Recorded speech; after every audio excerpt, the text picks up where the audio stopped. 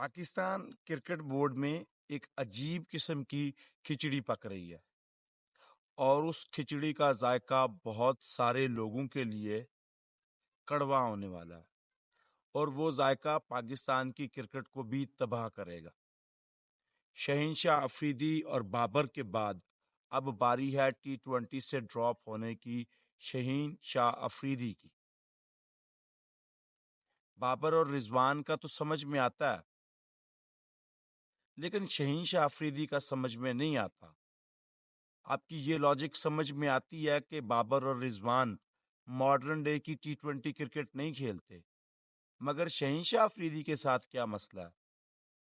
ابھی آپ نے ریسنٹ ٹائم میں دیکھا ہوگا کہ شہین شاہ افریدی نے BBL کھیلنے کے لیے اپنا نام دیا ہے اور اس میں فل ٹورنامنٹ کی اویبلٹی شو کی ہے، اور یہ دسمبر میں شروع ہوتا ہے۔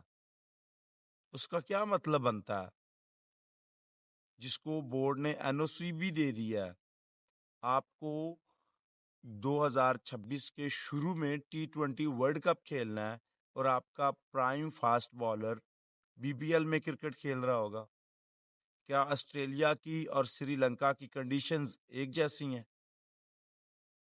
کیا وہ دباؤ، وہ تھکا ہوا شہنشاہ افریدی ایک دم فریش فیل والی بالنگ کر پائے گا؟ اگر وہ ہوا اس میں نہیں کر پائے گا۔ شہنشاہ افریدی کے ساتھ مسئلے ہیں کوچنگ سٹاف کو، شہنشاہ افریدی کے ساتھ مسئلے ہیں محسن نقوی کو۔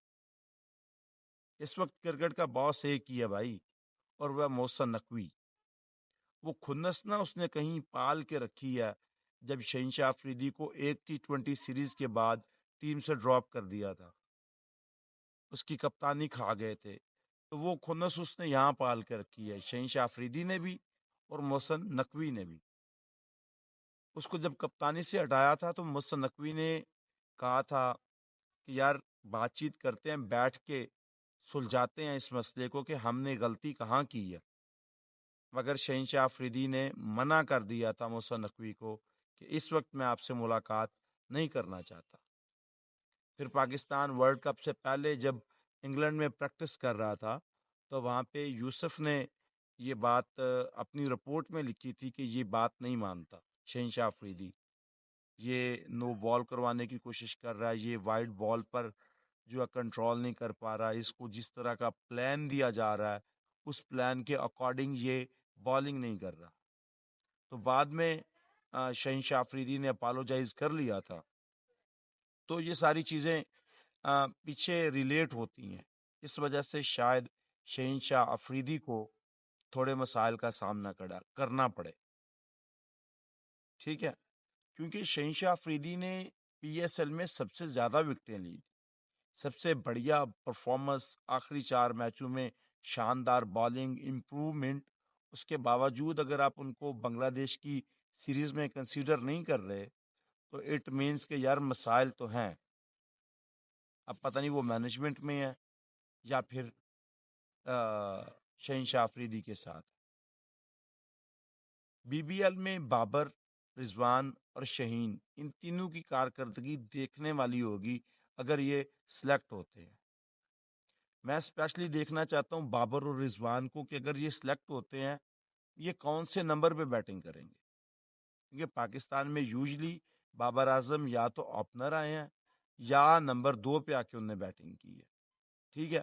تو دیکھنا ہے کہ BBL میں اگر وہ سلیکٹ ہوتے ہیں، جس کے موسٹ پروبیبلی چانس شاید ہیں کہ یہ تینوں سلیکٹ ہو جائیں، شاید بابر کا تھوڑا کنفرم نہیں ہے، شہنشاہ افریدی کی بالنگ اس وقت پیک پہ ہے کیونکہ اس نے اپنی بالنگ میں ویریشنز آزمائی ہیں۔ وہ شہنشاہ افریدی آخری 4 میچ میں نظر نہیں آیا جو 2-4 رن کھانے کے بعد بونتر جاتا تھا، یہ وہ والا شہین نہیں تھا، اس میں اس نے بڑا کنٹرول ہو کے بالنگ کی ہے۔ اور جب آپ کا کپتان لیڈ فرام دا فرنٹ والی بالنگ کرتا ہے تو پوری ٹیم کو حوصلہ ملتا ہے۔ جب آپ کا اٹیک بالر شروع میں آ کے وکٹیں اکھاڑتا ہے، لائن لینتھ پہ کنٹرول رکھتا ہے، پیس جنریٹ کرتا ہے، تو پھر اگلی ٹیم کو کافی مشکلات کا سامنا ہوتا ہے۔ اور پھر اگر آپ T20 میں 4 اوور میں 20-22 رن دے کے 2 وکٹیں لے جائیں، 3 وکٹیں لے جائیں تو اس کا مطلب ہے کہ آپ نے اپنا کام کر کے دکھا دیا. اب ساری باری بیٹنگ کی ہے. بیٹنگ اس میں کس طرح کھیلتی ہے وہ جو ہے نا بات کی بات ہے، اس میں شہین آفریدی کا کوئی ہاتھ نہیں ہے. رضوان کو دیکھنے والا ہوگا کہ اگر یہ پک ہوتے ہیں، کیونکہ یہ T20 بیٹسمین بھی رہے ہیں. 2021 تک پیک تھی رضوان کی، اس کے بعد تھوڑا وہ 19-20 آیا ان کی پرفارمنس میں، اور کیپر بھی ہیں. یہ ان کو ایج ہے، ٹھیک ہے. اگر وہ کھیلتے ہیں تو وہ نمبر 1 پہ کھیلیں گے ایز اے اوپنر، یا نمبر 3-4 پہ آ کے پرفارمنس دیں گے. اگر وہ 3-4 نمبر پہ آ کے پرفارمنس دیں گے تو شاید ان کو کنسیڈر کیا جا سکتا ہے. اگر وہ اپنی اپروچ ماڈرن ڈے والی کرتے ہیں تو بھی ان کو کنسیڈر کیا جا سکتا ہے. سب سے بڑا مسئلہ اس وقت پاکستان کرکٹ بورڈ نے T20 میں یہی بنایا ہوا ہے کہ اپروچ جو ہے وہ 160-70 والے سٹرائک ریٹ کی ہونی چاہیے.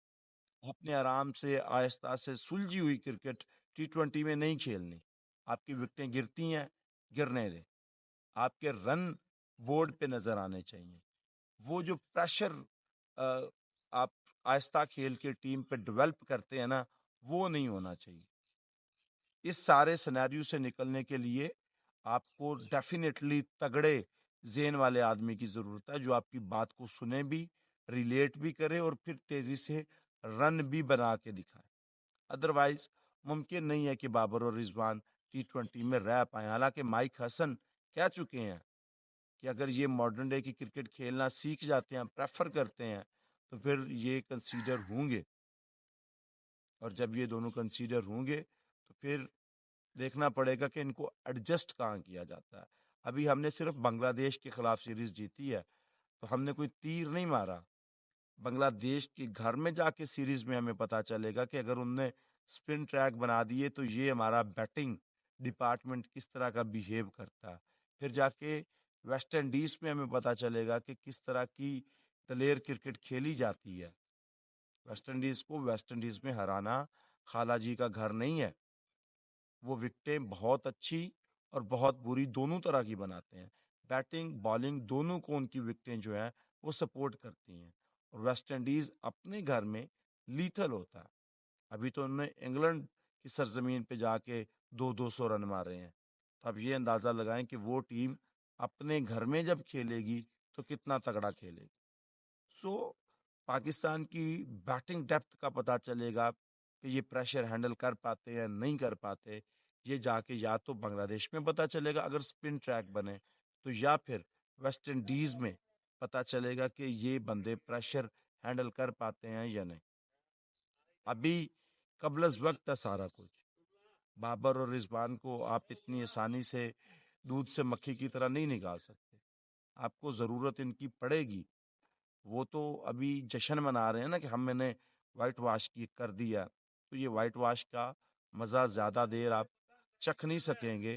یہ آپ کا مزہ شاید کرکرا ہو جائے اگر بنگلہ دیش میں آپ سپن ٹریک کو نہ پڑھ سکے، اگر آپ ویسٹ انڈیز میں اکارڈنگ ٹو سچویشن نہ کھیل سکے، آپ کی ٹیم اگر پریشر ہینڈل نہ کر سکی.